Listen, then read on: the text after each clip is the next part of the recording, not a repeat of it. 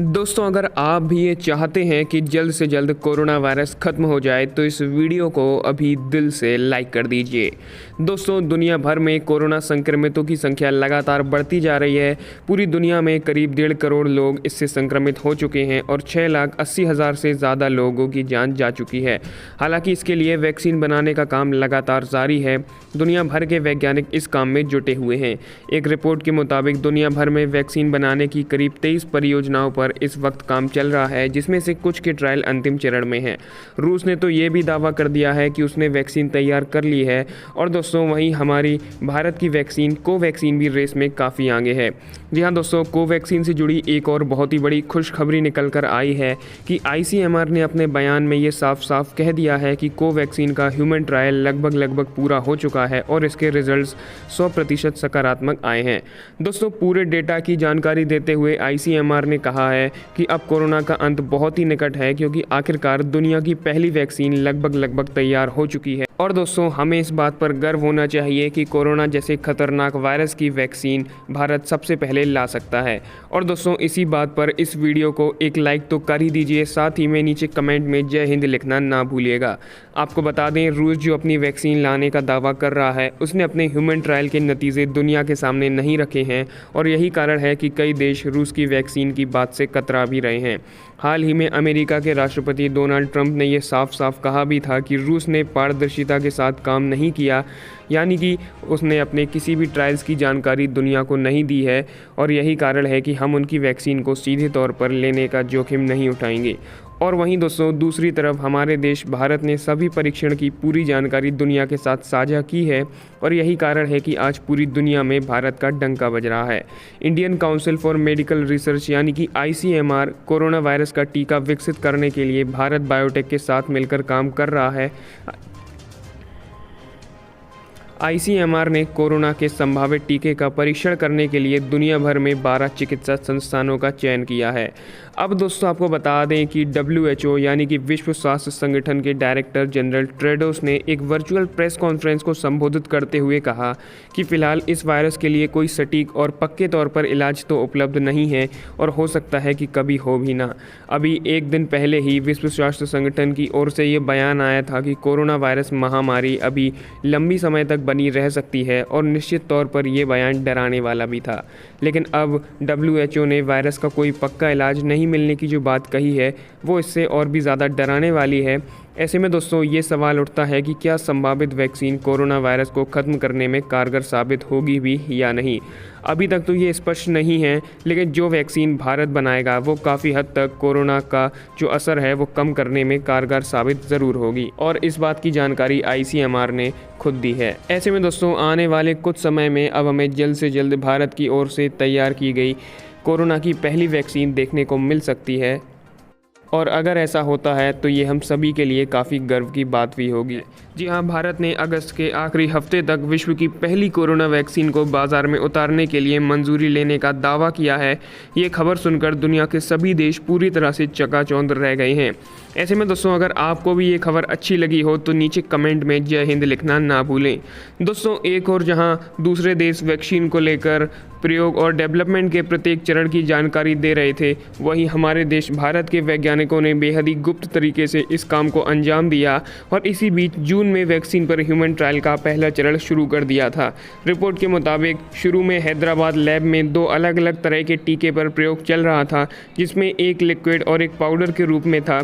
शुरुआती ट्रायल में 2 ग्रुप बनाए गए, जिनमें हर एक में 38 प्रतिभागी थे। इनमें से कुछ को वैक्सीन दी गई जबकि कुछ को प्लासिबो इफेक्ट के तहत रखा गया। ऐसे में यानी उन्हें कोई साधारण चीज़ देते हुए जताया गया जैसे कोई दवा दी जा रही हो। जहां दूसरे देश ट्रायल में शामिल ज़्यादातर लोगों की घर से ही निगरानी कर रहे थे, वहीं भारत ने इस काम को बेहद गोपनीय तरीके से किया। उसने सबसे पहले हर प्रतिभागी को अलग अलग रखकर जांच की। इसके बाद सरकारी मेडिकल यूनिवर्सिटी ने ट्रायल किए और कथित तौर पर वैक्सीन को इंसानों के लिए सुरक्षित माना। 2 ट्रायलों में वैक्सीन आजमाई गई और जुलाई में ही प्रतिभागियों को अस्पताल से घर जाने की छुट्टी भी मिल चुकी है। ब्लूमबर्ग की रिपोर्ट की माने तो अगस्त के आखिरी हफ्ते तक वैक्सीन को रजिस्टर्ड करा लिया जाएगा। इसके बाद से ये दुनिया के सामने होगी। मंजूरी के साथ ही भारत इस महीने के भीतर ही अपने नागरिकों के लिए खुराक तैयार कर लेगा। जानकारी के अनुसार सितंबर में दूसरे देशों से भी भारत मंजूरी की बात करेगा।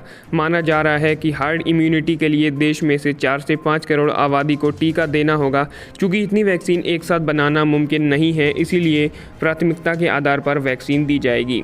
इसके अलावा दोस्तों, DCGI ने विश्वविद्यालय द्वारा विकसित कोविड-19 के टीके के देश में दूसरे व तीसरे चरण के मानव परीक्षण के लिए सीरम इंस्टीट्यूट ऑफ इंडिया को मंजूरी दे दी है। सरकारी अधिकारियों ने बताया कि सीरम इंस्टीट्यूट ऑफ इंडिया को ये मंजूरी डॉक्टर VG सोमानी ने रविवार को देर रात दी थी।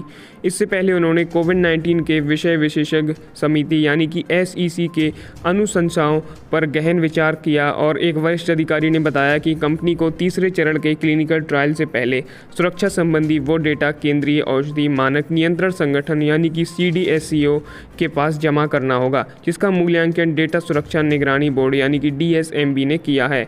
उन्होंने जानकारी दी कि इस शोध की रूपरेखा के मुताबिक शोध में शामिल हर व्यक्ति को 4 हफ्ते के अंदर पर 2 डोज दिए जाएंगे, यानी कि पहले डोज के 29वें दिन दूसरा डोज दिया जाएगा।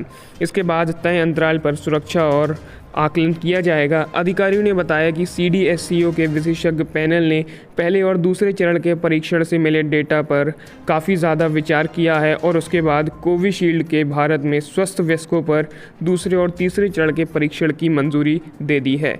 ऑक्सफोर्ड द्वारा विकसित इस टीके के दूसरे व तीसरे चरण पर परीक्षण अभी ब्रिटेन में चल रहा है, यानी कि तीसरे चरण का परीक्षण ब्राज़ील में और पहले तथा दूसरे चरण का परीक्षण जो है वो ब्रिटेन में चल रहा है। दूसरे एवं तीसरे चरण के परीक्षण के लिए सीरम इंस्टीट्यूट ऑफ इंडिया के आवेदन पर विचार करने के बाद SEC ने 28 जुलाई को इस संबंध में कुछ और जानकारी मांगी थी। इसके बाद दोस्तों, पैनल ने ये भी सुझाव दिया है कि क्लिनिकल ट्रायल के लिए स्थलों का चुनाव पूरे देश भर से किया जाए। तो दोस्तों, ऐसे में अब बस इसी महीने के अंदर दुनिया के सामने भारत द्वारा बनाई गई कोरोना की वैक्सीन सामने होगी और दोस्तों ये काफ़ी हद तक कारगर भी साबित हो रही है, जैसा कि रिपोर्ट में बताया गया है। तो दोस्तों, इसी खुश खबर पर एक लाइक तो कर ही दीजिए वीडियो को और कमेंट में जय हिंद भी ज़रूर लिखिएगा। जी हाँ दोस्तों, आपको बता दें, भारत की सीरम इंस्टीट्यूट ऑफ इंडिया उन संस्थानों में से एक है जिसने सबसे पहले कोरोना वायरस वैक्सीन तैयार करने का ऐलान किया था। इस वैक्सीन के उत्पादन के लिए कंपनी अब तक का सबसे बड़ा दांव खेलने जा रही है। कई जोखिम के बाद भी कंपनी बड़े स्तर पर वैक्सीन का प्रोडक्शन कर रही है। मई महीने की शुरुआत में ही सीरम इंस्टीट्यूट ऑफ इंडिया के कोल्ड रूम में ऑक्सफोर्ड वैक्सीन से एक पूरी तरह से सील किया हुआ स्टील का बॉक्स पहुंचा था। स्टील के इस बॉक्स में ड्राई आइस के बीच 1 मिलीमीटर का वायल था, जिसमें कोरोना वायरस वैक्सीन का सेल्यूलर मटेरियल रखा गया था। दुनिया की सबसे बड़ी वैक्सीन निर्माता कंपनी के वैज्ञानिकों ने इस वायल को बिल्डिंग 14 में ध्यान से खोला और वायल में रखे मटेरियल को एक फ्लास्क में उड़ेल दिया। फिर इस फ्लास्क में विटामिन और शुगर डालने के बाद अरबों सेल्स तैयार होने के लिए छोड़ दिया गया। और दोस्तों, कुछ इस प्रकार सीरम इंस्टीट्यूट के लैब में कोरोना वायरस वैक्सीन बनाने का काम शुरू हुआ। सीरम इंस्टीट्यूट की मालिकाना हक एक भारतीय परिवार की है, जिन्होंने इसकी शुरुआत घोड़ों के लिए एक फार्म से की थी और आज यही इंस्टीट्यूट पूरी दुनिया को कोरोना वायरस के प्रकोप से बचाने के लिए बड़े स्तर पर वैक्सीन तैयार करने में दिन रात जुटी हुई है। हालांकि अभी वैक्सीन बनाने में सफलता नहीं मिली है, लेकिन अगर सीरम इंस्टीट्यूट वैक्सीन तैयार कर लेती है तो कंपनी के मुख्य कार्यकारी अधिकारी आदर पूनावाला के लिए दुनिया में सबसे ज़्यादा दबाव वाला काम शुरू हो जाएगा। उनके पास कुछ ऐसा उपलब्ध होगा जिसकी तलाश आज के समय में पूरी दुनिया को है। ऐसे में दोस्तों, अगर भारत दुनिया की पहली कोरोना वायरस की वैक्सीन लाता है तो हम सभी के लिए ये काफ़ी गर्व की बात होगी। इसलिए आप अभी जल्द से जल्द कमेंट में जय हिंद लिखना ना भूलें। अब दोस्तों, उनकी कंपनियों ने ऑक्सफोर्ड के वैज्ञानिकों के साथ मिलकर वैक्सीन तैयार करने के लिए करार किया है और इसी कंपनी ने सबसे पहले अप्रैल के महीने में वैक्सीन बनाने का ऐलान करते हुए कहा था कि वो बड़े स्तर पर वैक्सीन तैयार करेगी। अप्रैल में क्लिनिकल ट्रायल तक नहीं शुरू हुआ था और अब आदर पूनावाला दुनिया की सबसे तेज़ी से वैक्सीन असेंबली लाइन तैयार कर रहे हैं, जहां 1 मिनट में 500 डोज बनाया जा सकेगा। अब दोस्तों, चलिए यहाँ पर बात करते हैं कि अगर वैक्सीन बन जाती है तो भारत को कितनी वैक्सीन उपलब्ध हो सकेगी। तो न्यूयॉर्क टाइम को 39 वर्षीय आदर पूनावाला ने कहा कि सीरम इंस्टीट्यूट द्वारा तैयार किए गए वैक्सीन को वो 50-50% के 2 हिस्सों में बांटेंगे। इसका एक हिस्सा भारत के लिए होगा और दूसरा हिस्सा पूरी दुनिया के लिए होगा। इसमें अधिकतर गरीब देश ही शामिल होंगे। उन्होंने कहा कि केंद्र सरकार को भी इससे कोई समस्या नहीं है, लेकिन उन्होंने साथ ही ये भी कहा कि इस बात की भी संभावना है कि सरकार किसी तरह की इमरजेंसी स्थिति में अपने हिसाब से ज़रूरी कदम उठा सकती है। अब दोस्तों आपको कुछ और जानकारी दे दें कि दुनिया भर में करीब 150 कोरोना वायरस वैक्सीन पर काम चल रहा है।